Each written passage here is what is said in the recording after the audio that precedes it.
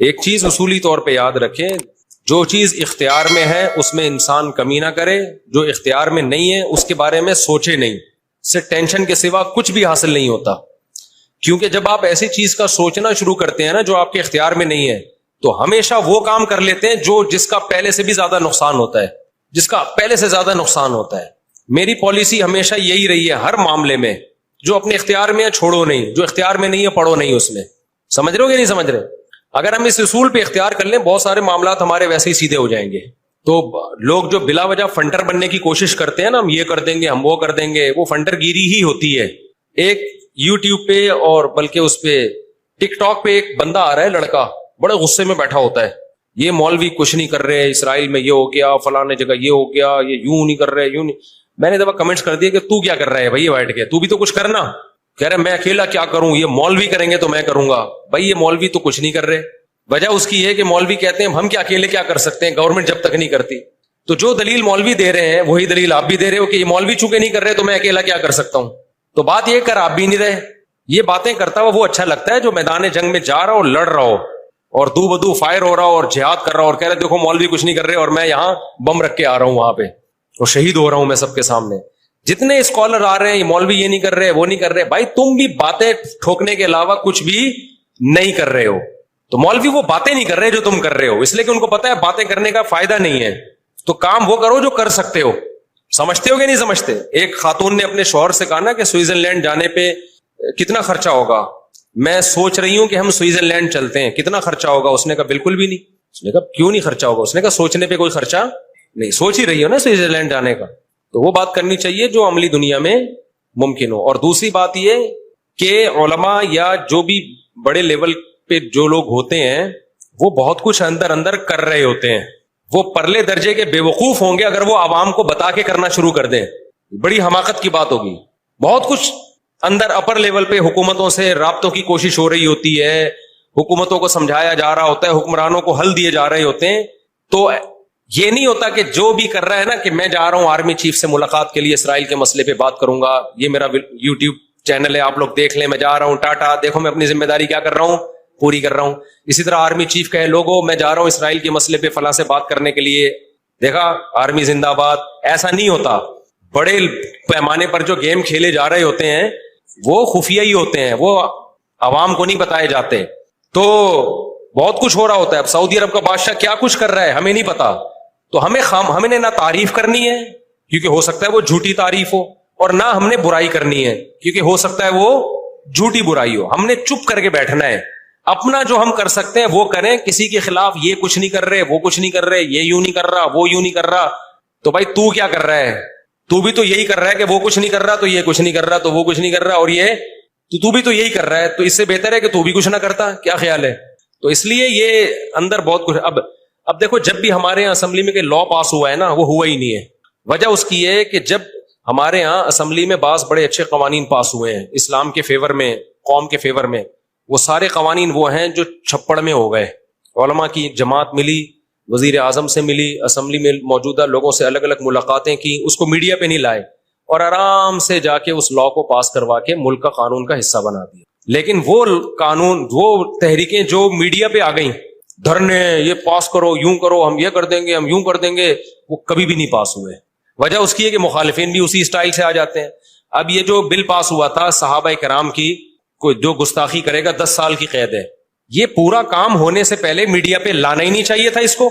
ابھی سینٹ سے بل پاس ہوا ہے اور ایک دم شور شرابہ مبارک بات ہے. میرے پاس بھی فون آیا کہ مصعب مجھے کیا پتا، پورا میں سمجھتا پورا کام ہو گیا. ہم نے بھی کہا مبارک ہو بھائی ماشاء اللہ، پتا چلا وہ پاس ہی نہیں ہوا وہ، کیونکہ مخالفین اتنے متحرک ہو گئے. ارے جب آدھا کام ہوا تھا، آدھا ہوا ہی نہیں تھا، تو چھپڑ میں جا کے چپکے سے اس آدھے کو بھی کروا لیتے یار. پورا کام تو ہو جاتا، اس کے بعد مٹھائیاں بٹتی. پھر بھی مٹھائیاں بانٹنے کی ضرورت نہیں تھی. کیوں دشمن کو آپ جوش دلا رہے ہو؟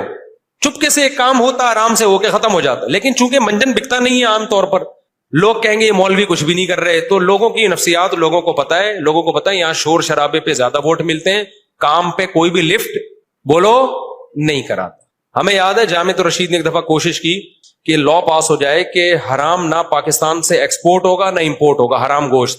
اب جامعت کی انتظامیہ نے چھپڑ میں چپکے سے جا کے نا اندر جا کے وہ اسمبلیوں میں لوگوں سے ملے اور پاس ہو گیا قانون. लॉ बन गया कि पाकिस्तान से ना हराम गोश्त एक्सपोर्ट होगा ना इंपोर्ट। बाद सियासी जमातों ने जो जिनमें जरा भी उनका हिस्सा नहीं था इस कानून को पास करवाने में, जिनके पहले बड़ी रिक्वेस्टें की जा रही थी यार कुछ, उन्होंने कुछ भी नहीं, लेकिन उन्होंने जो जुलूस निकाला। बहुत पुरानी बात है, आपको पता ही चलेगा कि सियासी जमात की बात हो रही है कि जी हमारा लीडर जिंदाबाद, और देखो ये कानून क्या कर दिया उसने, हालांकि कख भी नहीं किया था उसने। ठीक है ना, लेकिन वो ले गया भाई, वो फेवर ले गया सब कुछ। अब जो पास करवाने वाले लोग थे जिन्होंने मेहनतें की वो हैरान हो रहे थे, यार किया तो कुछ भी नहीं है, फेवर सारा किसको चला गया, इनको। तो यहां आपके लिए पाकिस्तान में यह फैसला करना कि कौन सही है कौन गलत है, किसी का बाप 100 दफा पैदा हो के मर के पैदा हो जाए ये फैसला कर ही नहीं। यहां अच्छा वो है शोर ज्यादा मचा रहा हो, बुरा वो है जो चुप करके खामोशी से काम कर रहा हो, वो बुरा है। वो ऐसा है कि कुछ भी नहीं कर रहा, हालांकि वो बहुत कुछ कर रहा होता है। तो ये आखिरत में ही पता चलेगा भाई कौन क्या कर रहा है। तो ये फेसबुक पे ना आप देखो, इंस्टाग्राम और टिकटॉक पे हर थोड़ी देर में कोई वीडियो आ रही है, मौलवी कुछ नहीं कर रहे, ये कुछ नहीं कर रहा। तो मैं नहीं कह रहा कि मौलवी बहुत कुछ कर रहे हैं या कुछ नहीं कर रहे, लेकिन आप उसको बोला करो तू भी बातें ही फेंक रहा है। फेंकने का लफ्ज मैं एहतियातन अच्छा इस्तेमाल कर रहा हूं, आप कुछ और लफ्ज उसमें ऐड कर देना। कुछ एक दफा 8-9 साल पुरानी बात है, एक यंग लड़का मेरे पास आया और कहता है मैं एक इंस्टीट्यूट बना रहा हूं, उसमें ये करूंगा वो करूंगा, ऐसे वैसे काम, और यूं होगा, फिर उसमें नौजवानों की ट्रेनिंग होगी, फिर उनको हम इस काबिल बनाएंगे, उनमें एफर्ट्स पैदा करेंगे, और ऐसा इदारा, मुफ्ती साहब आप मेरे साथ शाना बशाना चलो और ऐलान करो अपने चैनल पे।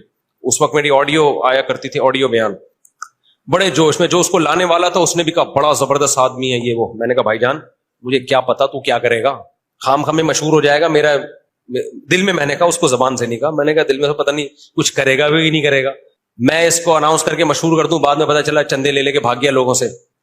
तो मैंने कहा यार आपका जज्बा, वाह सुभान अल्लाह, बहुत जबरदस्त जज्बा है, आप काम शुरू कर दो बगैर अनाउंसमेंट के। जब मैं देखूंगा ना आप इतना काम कर रहे हो और जो आपने दावे किए थे उन पे पूरे उतर रहे हो, आपके कहे बगैर मैं आपको सपोर्ट करूंगा, फिर आपको मेरे पास आने की जरूरत नहीं होगी। मैं कहे बगैर 10 साल हो गए अब तक कख भी नहीं हुआ, और फिर पता चला वो बंदा चंदाखोर भी निकला और पता नहीं क्या क्या निकला है वो। तो बड़ी बड़ी फिल्में पाकिस्तान में पड़ी हुई है। पत्थर बोलेगा क्या मतलब है, कह रहे हैं ये जो हदीस में आता है कि कुर्ब क़यामत में यहूदी पत्थर के पीछे छुपेगा, तो पत्थर बोलेगा कि ये मेरे पीछे यहूदी है, फ़क़्तुलहु, या मुस्लिम हादा यहूदियुन वराई फ़क़्तुलहु, इसको कत्ल कर दो। तो पत्थर बोलेगा का क्या मतलब है, पत्थर बोलेगा मतलब पत्थर बोलेगा, पत्थर का बाप भी बोलेगा, आवाज आएगी, मोजज़ा होगा, तो एक लड़ाई होगी। लेकिन खूब समझ लो, नबी सल्लल्लाहु अलैहि वसल्लम ने जो भी पेशगोइयां की है ना कुर्ब क़यामत की, उन पेशगोइयों को मुहद्दिसीन फिक़ह के अबवाब में जिक्र नहीं करते, किताबुल अहकाम में जिक्र नहीं करते, उनको किताबुल फितन में या किताबुस अलामात साह में जिक्र करते हैं। अहकाम का मतलब क्या है, ये करो ये नहीं करो, ये हलाल है ये हराम है। तो जो ऑर्डर की हदीसें हैं ना उनमें जिक्र नहीं करते, ये बताने के लिए कि ये अलामतें जब पूरा होने का टाइम आएगा खुद ही होंगी। हमने इन अहादीस को देख के खुद से कोई काम नहीं करना है, हमने वो करना है जो अभी ग्राउंड रियलिटी हमें करने का कह रही है। नहीं यही बात समझ में? आपने सुन लिया कि हजरत ईसा अलैहिस्सलाम कुर्ब क़यामत में नाजिल होंगे, 100% हमें यकीन है नाजिल होंगे। हजरत महदी आएंगे, 100% हमें यकीन है हजरत महदी आएंगे। हमें पता चला जी शाम में हजरत ईसा अलैहिस्सलाम नाजिल होंगे, हमने कहा होंगे नाजिल, यकीनन हमारा अकीदा है। आपने कहा चूंकि शाम में नाजिल होंगे तो चलो शाम चलते हैं, और उस मस्जिद में जाके आप बैठ गए और ऐलान जिहाद कर दिया कि अब मैं यहां से क़िताल शुरू करता हूं, ईसा अलैहिस्सलाम तो आएंगे और मेरी मदद करेंगे। पता चला आपने लड़ाई शुरू की और आपकी ऐसी की तैसी हो गई और ईसा अलैहिस्सलाम आए नहीं।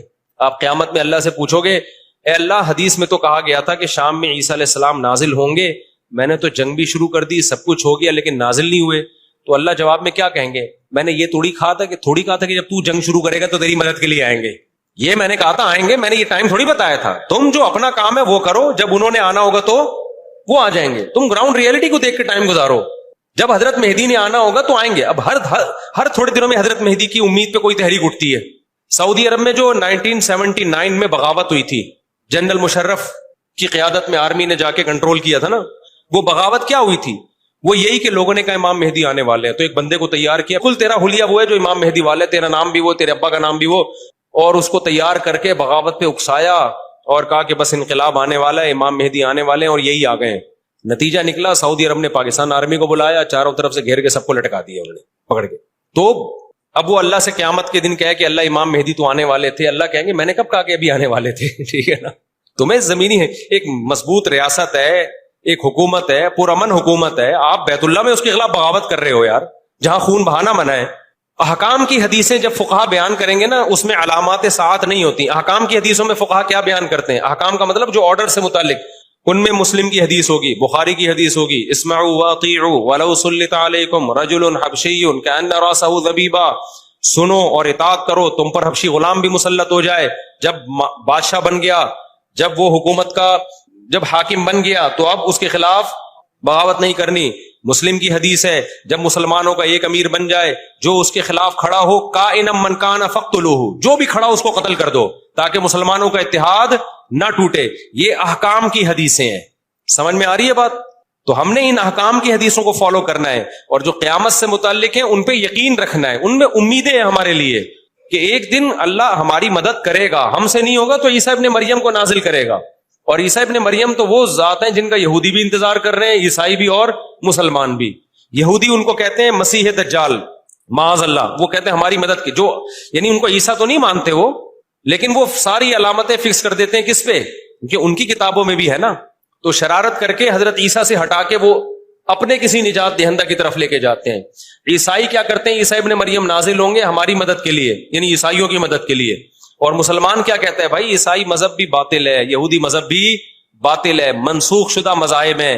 عیسیٰ ابن مریم حق کی خاطر آئیں گے, اور حق مذہب کیا ہے, ان الدین عند اللہ الاسلام, اور اس میں اسلام کے پاس صرف نرے دعوے نہیں ہیں, دلائل بھی ہیں. اسلام کو آپ کمپیئر تو کریں دوسرے مذاہب سے, کوئی جوڑ ہے ہی نہیں اسلام اور اسلام کے مقابلے کا. تو حضرت عیسیٰ کے نزول کا تو صرف غامدی صاحب نے انکار کر دیا ہے, ورنہ تو حضرت عیسیٰ کے تو تمام آسمانی مذاہب ان کے نزول کے قائل ہیں.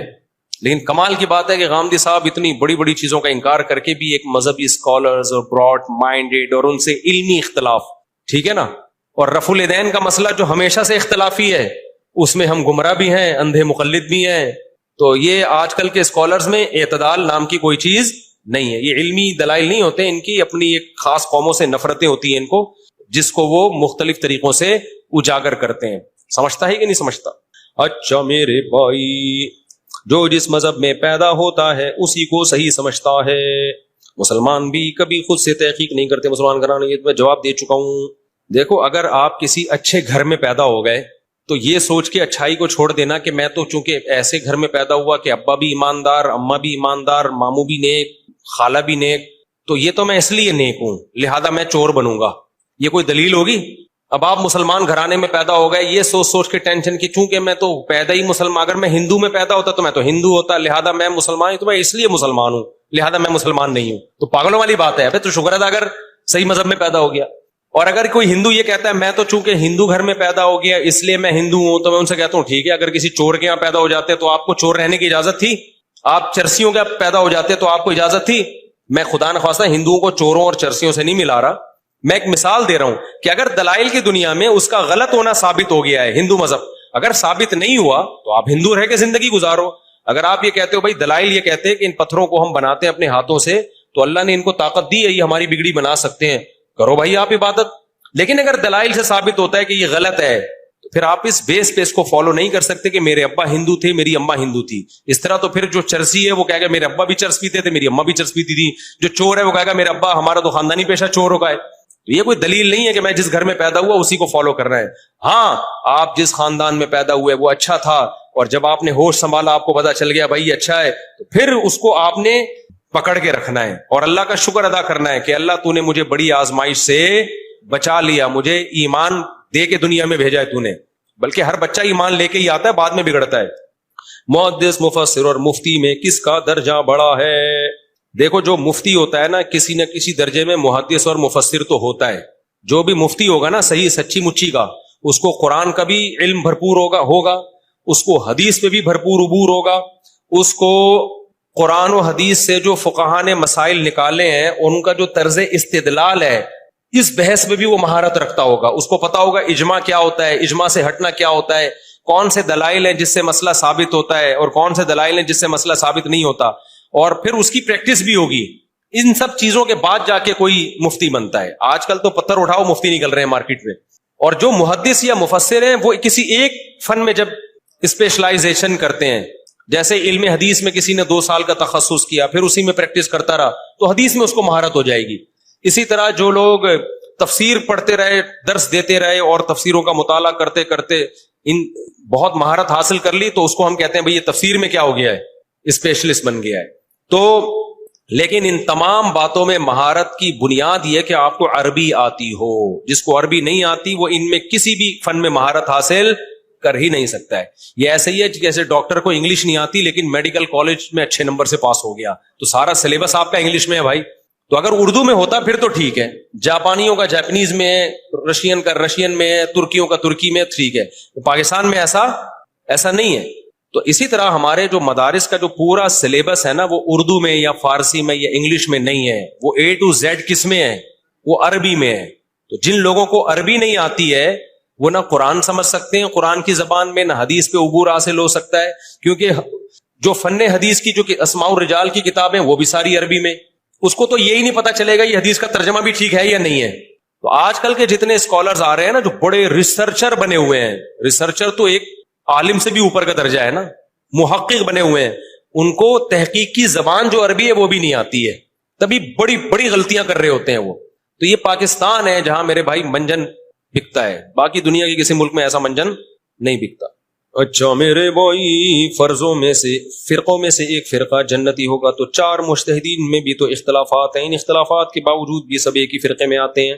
چاروں مجتہدین میں جو اختلافات ہیں یہ فروعی اختلافات ہیں، یہ صحابہ میں بھی موجود تھے تو اس کو فرقہ واریت نہیں کہا جاتا، یہ تو صحابہ کے درمیان موجود تھے. تو اس کا مطلب صحابہ نے کیا فرقے بنا لیے تھے؟ تو فروعی مسائل کی بیس پہ جو اختلاف ہوتا ہے وہ فرقہ واریت نہیں کہلاتا. جو بیسک چیزوں میں اختلاف ہوتا ہے نا وہ فرقہ واریت کہلاتا ہے. چلو مجھے ایک وضاحت کا موقع مل گیا. میرے خلاف ابھی ایک کلپ آیا ہوا ہے، کوئی خاتون نقاب میں بیٹھی ہوئی ہیں، ان سے کوئی انٹرویو لے رہا ہے، شاید آپ نے بھی دیکھا ہو. خاتون نے کہا کہ مفتی طارق مسعود صاحب کا میں نے ایک کلپ سنا، بہت افسوس ہوا کہ اتنا مشہور آدمی اور مذہبی اسکالر جب اس طرح کی بات کرے گا تو عوام بیچاری کہاں جائے گی. یہ پورے الفاظ تو مجھے اس خاتون کے یاد نہیں، مطلب اس کا یہی.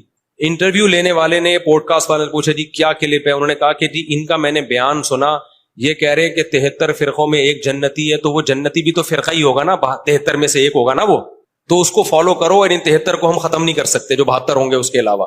تو افسوس کی بات ہے، ان کو تو کہنا چاہیے تھا ان فرقوں کو ختم کرو، لیکن یہ کہہ رہے نہیں ان میں سے ایک فرقے کو فالو کرو. تو یہ تو فرقہ واریت پھیلا رہے ہیں. ہونا تو یہ چاہیے ان فرقوں کو ختم کر کے کس پہ آ جاؤ، ان قرآن و سنت پہ آ جاؤ. تو دیکھو نبی نے جو فرمایا نا کہ 73 فرقے ہوں گے ایک جنتی، تو مطلب کیا ہے؟ وہ ایک فرقہ جو جنتی ہوگا وہ قرآن و سنت کو فالو کرتا ہوگا، تو وہ بھی تو فرقہ ہی ہوگا نا. کیا خیال ہے؟ حدیث اس کو فرقہ کہہ رہی ہے بھائی. تو یہ تو حدیث سے پتہ چل رہا ہے فرقے ختم نہیں ہو سکتے، فرقے ایک ہی طرح سے ختم ہو سکتے ہیں. 73 فرقوں کو لا کے 72 کو بم سے اڑا دو، جو ایک بچے وہ جنت میں. یہ کر سکتے ہو آپ؟ جب یہ نہیں کر سکتے ہیں تو آپ، کیونکہ نظریہ تھوپا تھوڑی جا سکتا ہے، فرقوں سے زیادہ مسئلہ تو مذہبوں کا ہے نا. 73 اگر فرقے ہیں تو مذہب دنیا میں کتنے ہیں؟ عیسائی، یہودی اور ہندو، سکھ، بدھسٹ، پتہ نہیں اور جاؤ گے تو چھوٹے موٹے کتنے نکلیں گے. تو دنیا میں امن پھیلانے کا یہ طریقہ نہیں ہے کہ سارے مذہبوں کو بم سے اڑا کے ختم کر دو اور صرف مسلمان باقی رہ جائیں. اس سے مذہبی نفرت ختم ہوگی کہ سارے انسان ایک مذہب پہ آ جائیں گے؟ ایسا نہیں ہوتا. ہوگا یہ لا اکراہ فی الدین، اللہ نے کہا دین میں کوئی زبردستی نہیں ہے بھائی، یہ اسلام ہے یہ کفر ہے، جس نے ادھر آنا ادھر آ جائے، ادھر جانا ہے اتھے چلا جائے، لیکن لڑو نہیں آپس میں، نفرتیں نہیں پھیلاؤ. یہی اسی سے ختم ہوگی نا مذہبی نفرت. کیا خیال ہے؟ تبھی مسلمانوں نے جہاں بھی دنیا میں حکومت کی، ہندوؤں کے مندر بھی تھے، سکھوں کے بھی وہ دوبارہ کہتے سکھوں کے بھی تھے، عیسائیوں کے بھی چرچ تھے، سب جا رہے تھے. اسلام واضح تھا بھائی یہ اسلام ہے، جس نے ادھر جانا ہے ادھر جائے، ختم. تو اسی طرح فرقہ واریت جو ختم ہوگی نا وہ اس طرح نہیں ہوگی کہ یہ والا فرقہ جہنم میں جائے گا، یہ والا جہنم میں جائے گا، اس کی نماز غلط، اس کی نماز غلط، اس کی نماز غلط، اس کی نماز غلط. یہ طریقوں سے جیسے میں کہنا شروع کر دوں ہندو غلط، عیسائی غلط، سکھ غلط، اور ہر بیان میں یہ کرتا رہوں، ہو سکتا ہے کوئی ہندو یہاں آ کے بم رکھ کے چلا جائے. ٹھیک ہے، ایک دن ہوگا، 2-4 دفعہ تو چلتا ہے، 6-8 دفعہ ہوگا، بولے گا بھائی تو کیا کر رہا ہے بھائی، تو اسلام کو ایکسپوز کر، بتا توحید کیا ہے، ہمیں نام لے کے کیوں کر رہا ہے ایسے. تو اسی طرح جو اسلام میں 73 فرقے وہ تو ہوں گے، وہ تو نبی نے کہہ دیا، وہ ختم تھوڑی ہو سکتے ہیں، ابھی پورے 73 ہوئے نہیں ہے، لیکن ابھی رپورٹ یہ ہے کہ ہونے والے ہیں، اور سارے پاکستان میں ہی پورے ہوں گے، جانے کی ضرورت ہی نہیں رہے گی۔ لیکن اس میں ایک طریقہ فرقہ واریت کو ختم کرنے کا یہ ہے کہ آپ بولے بریلوی ایسے، اہل حدیث ایسے، شیعہ ایسے، فلانا ایسے، ڈمکانے ایسے، اس کی بزرگ کی کتاب میں یہ لکھا ہوا ابو دار اسلام سے خارج نہیں ہے، لیکن کتاب میں لکھا ہوا کافر والا جملہ ہی ہے، تو خارج ہی کر دو بھائی تم۔ کیا خیال ہے اس تکلف کی آپ کو ضرورت کیا ہے؟ بعض لوگ کہتے ہیں ہم کسی کو کافر نہیں کہتے، تو آپ کو یہ تکلف کی ضرورت کیا ہے جب آپ نے اس کی عبارتوں سے نکال کے قادیانیوں سے بھی بدتر بنا دیا اس کو؟ تو اب یہ تکلف کہ وہ کافر نہیں ہے، تو اس کی یہ ایسی میٹھی چھری ہے نا، یہ ایسے جیسے میں بولوں کہ یہ آپ کو مثال دے رہا ہوں، آپ ہو نہیں ایسے، یہ میرے پاس آئے، میں کہوں یہ ویڈیو کیمرے میں دیکھو یہ چوری کر رہا ہے، اب یہ کیا یار، یہ تو کسی کو نہیں پتا تھا بھائی، یہ تو مجھے پتا تھا مفتی صاحب آپ نے کیا کیا، یہ دیکھو یہ چوری، یہ دیکھو یہ دیکھو یہ لیکن بھائی ہے میرا، میں نماز سب کے پیچھے پڑھتا ہوں، اور مسلح میں اس کو لے آیا تو یہاں نماز پڑھا، میں تیرے پیچھے نماز پڑھوں گا۔ آپ بولو گے یار اس تکلف کی گندا مجھے اتنا کر دیا، کسی کام کا نہیں چھوڑا، اور یہ تو میں صحیح الزام اگر لگا رہا ہوں نا، اور حقیقت یہ کہ الزام بھی صحیح نہ ہو، سیاق و سباق سے ہٹ کر الزام ہو، وہ الزام بھی غلط ہو، چاہے کسی پہ بھی لگ رہا ہو، سیاق و سباق سے ہٹ کے عبارت پیش کی جا رہی ہو، تو پھر کتنی نفرت پھیلے گی، پھر تو ایسی جو ہے وہ دلوں میں چنگاریاں پیدا ہوں گی، اس سے فرقے ختم نہیں ہوں گے، اس سے تو اور بڑھیں گے، بہت زیادہ ایکسٹریم لیول پہ لوگ مار دھاڑ میں لڑائیوں میں جائیں گے۔ اس کا طریقہ یہ ہوتا ہے کہ آپ بتا دیں ہماری رائے میں قرآن و سنت کے مطابق یہ بات ٹھیک ہے، جس نے فالو کرنا ہوگا کر لے گا، نہیں کرنا ہوگا نہیں کرے گا، اور اگر آپ کو کسی سے اختلاف ہے تو آپ بتا دیں بھائی ان کی یہ رائے ہے لیکن ہماری رائے میں یہ قول ٹھیک نہیں ہے، اس کے یہ دلائل ہے، بتا دیں، جس نے آنا ہوگا آ جائے گا، نہیں آنا ہوگا نہیں آئے گا، اور یہ ہمیشہ سے ہوتا آ رہا ہے، ائمہ اربعہ میں ایسا ہی ہوا ہے، ان میں اسی طرح ہوا ہے، تبھی ان کی کتابیں لکھی گئی، کسی نے اس کو فالو کیا، کسی نے اس کو فالو کیا۔ اچھا لوگ یہ کہتے ہیں جب یہ چاروں امام قرآن و سنت کو مانتے تھے تو ان میں اختلاف کیوں ہے؟ تو یہ الزام پہلے صحابہ پہ لگے گا، وہ بھی تو قرآن و سنت کو مانتے تھے مگر اختلاف ان میں بھی تھا۔ وجہ اس کی یہ ہے کہ قرآن و سنت میں اختلاف نہیں ہوتا، قرآن و سنت کی تشریح میں اختلاف ہوتا ہے۔ جب قرآن و سنت کی تشریح میں اختلاف ہو گیا نا تو اب اس اختلاف کو ختم کرنا ممکن نہیں ہے، جس کو جو تشریح سمجھ میں آ رہی ہے وہ اس کو فالو کرے گا، دیٹس آل، اور اللہ سب کو معاف کر دے گا، نیت اس کی ٹھیک ہونی چاہیے۔ تو آج ہو یہ رہا ہے کہ رفع الیدین جو کرتا ہے نا وہ کہے گا یہ رفع الیدین نہ کرنے والے یہ اندھے مقلد ہیں، یہ حدیث کو نہیں مانتے۔ جب یہ اسٹائل ہوگا نا آپ کا تو پھر آپ اچھی امید نہ رکھو، پھر آپ یہ نہ سمجھو کہ ہم کہیں ماشاءاللہ یہ اتنے اچھے ہوتے ہیں، پھر ہم دلائل بھی دیں گے اور پھر ہم دلائل کی دنیا بتائیں گے کہ تم چوری کرتے ہو، تم غلط کرتے ہو، تم قرآن و سنت کے نام پہ الو بنا رہے ہو۔ حدیث میں اگر رفع الیدین کرنا ہے تو نہ کرنا بھی ہے، آپ نہ کرنے والے پہ ایسے ڈھٹائی کے ساتھ پی جاتے ہیں، اس کو ایسے گھننے بن جاتے ہیں، بالکل ضعیف کہہ کے نا، ضعیف۔ ہم تمہیں تمہارے علماء کی کتابیں دکھا رہے ہیں، محدثین کی دکھا رہے ہیں، بھائی وہ حدیث ضعیف نہیں ہے۔ اب سوال پیدا ہوتا ہے کہ پھر کرنا ہے، جب نہ کرنا بھی ہے اور کرنا بھی ہے تو پھر ہر ایک کی ترجیح کا طریقہ مختلف ہے۔ امام شافعی نے دیکھا کرنے کی حدیثیں زیادہ ہیں، انہوں نے کہا کرنا سنت ہے۔ امام ابو حنیفہ کا یہ اصول ہی نہیں ہے کہ کون سی حدیثیں زیادہ ہیں، امام ابو حنیفہ کا اصول ہے آخر سے آخر عمل کو دیکھو کون سا عمل آخر میں ہے۔ امام صاحب کی دلیل یہ ہے کہ بھائی رفع الیدین اگر کرنے کو دیکھا جائے تو 2 سجدوں کے درمیان بھی کرنا ہے، سلام کے وقت بھی رفع الیدین ہے، کیونکہ نبی نے سلام کے وقت صحابہ کو رفع الیدین سے منع کیا ہے۔ اس کا مطلب صحابہ پہلے کرتے تھے اور یہ کام صحابہ نے خود سے نہیں کیا ہوگا، یقیناً نبی کو دیکھ کے کیا ہوگا، پھر نبی نے چھوڑ دیا۔ تو جب 2 سردوں کے درمیان نبی نے چھوڑا ہے، حالانکہ سردوں کی حدیث موجود ہے اور کسی حدیث میں نہیں ہے کہ نبی نے 2 سردوں کے درمیان کرنے سے منع کیا ہو، تو اگر ہم کہتے ہیں کہ بھئی آخری عمل اگر دیکھا جائے نا تو بہت سارے قرائن ہیں کہ جس سے پتہ چلتا ہے آخری میں صرف تکبیر تحریمہ والا رہ گیا تھا، تو ابو حنیفہ کی یہ رائے بہت مضبوط ہے۔ آپ نہ مانیں لیکن آپ یہ کہیں کہ ہماری رائے ہے، باقی تو سب گھاس کھا رہے تھے، یہ بات نہیں ہم مانیں گے۔ یہ کوئی جاہل تو مان لے گا، کوئی پڑھا لکھا آدمی اس کو تسلیم نہیں کرے گا۔ سمجھتے ہو کہ نہیں سمجھتے ہو؟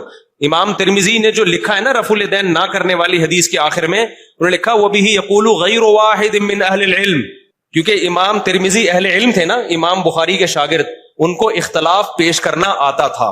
کمال کی بات ہے امام ترمذی رفع الیدین کرنے کے قائل تھے، لیکن رفع الیدین نہ کرنے کی دلیل کو بھی بڑے مضبوط انداز میں پیش کیا انہوں نے، کیونکہ ان کو پتا تھا یہ مسئلہ اختلافی ہے۔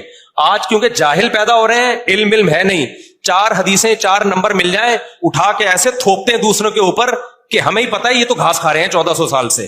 سمجھ میں آ رہی ہے بات کہ نہیں آ رہی؟ تو یہ کسی عالم کا اسٹائل نہیں ہوتا۔ جو بھی علماء ہوتے ہیں نا ان کو پتا ہوتا ہے کس کی دلیل کس لیول کی دلیل ہے، تو اس کو وہیں رکھتا ہے وہ۔ تو امام ترمذی نے کیا لکھا جب رفع الیدین کی حدیث ذکر کی؟ انہوں نے کہا وہ بھی یقول بعض اہل العلم من اصحاب النبی، یہی بعض اہل علم صحابہ کا قول ہے. لیکن جب رفع الیدین نہ کرنے کی حدیثیں بیان کی ہیں تو انہوں نے فرمایا وہ بھی یقول غیر واحد من اہل العلم من اصحاب النبی، یہ بہت سارے اہل علم صحابہ کا مذہب ہے. سمجھتا ہے کہ نہیں سمجھتا ہے؟ تو آج کل کے اسکالر سے قطعاً متاثر ہونے کی ضرورت نہیں ہے. ان کی سب سے بڑی غلط ہونے کی دلیل یہ ہے کہ کوئی عالم ان سے متاثر نہیں ہوتا. اچھا لوگ فوراً کہتے ہیں علماء متاثر نہیں ہو رہے کیونکہ دکانیں بند ہو رہی ہیں.